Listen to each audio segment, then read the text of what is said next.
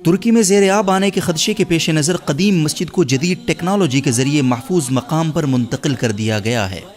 4600 ton وزنی تاریخی مسجد ترکی کے جس علاقے میں واقع تھی وہاں ڈیم تعمیر کیا جا رہا ہے۔ حصن کیفا میں دریائے دجلہ کے قریب واقع 610 سال قدیم ایک تاریخی مسجد جامع ایوبی بھی ڈیم بھرنے کے بعد زیر آب آ جاتی۔ اس تاریخی ورثے کو بچانے کے لیے بہت غور و خوض کے بعد سلطان محمد فاتح رحمۃ اللہ علیہ کے جانشین اس نتیجے پر پہنچے کہ مسجد کی پوری عمارت کو پلروں سمیت محفوظ طریقے سے دوسری جگہ منتقل کر دیا جائے۔ گزشتہ روز اس منصوبے پر عمل درآمد کیا گیا۔ جامع ایوبی کو دیو ہیکل کنٹینرز پر لادا گیا۔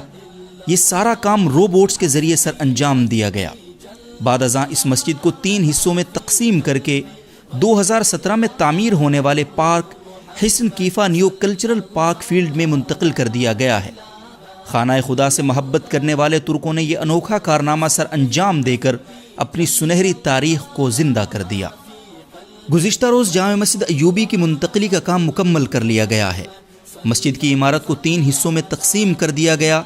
مرکزی ہال جس کا وزن تقریباً 2500 ٹن تھا اسے ایک ساتھ بنیادوں سمیت اٹھا کر دیو ہیکل کنٹینرز پر لادا گیا، جبکہ مینار اور بیرونی احاطے کو 2 الگ الگ کنٹینرز پر لادا گیا تھا۔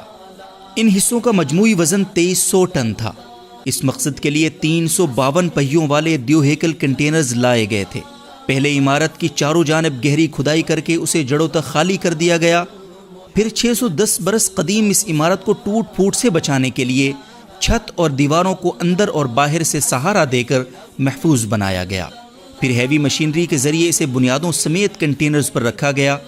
یہ کام چونکہ انتہائی پاورفل روبوٹس نے سر انجام دیا، اس لیے مسجد کی قدیم عمارت مکمل طور پر محفوظ رہی۔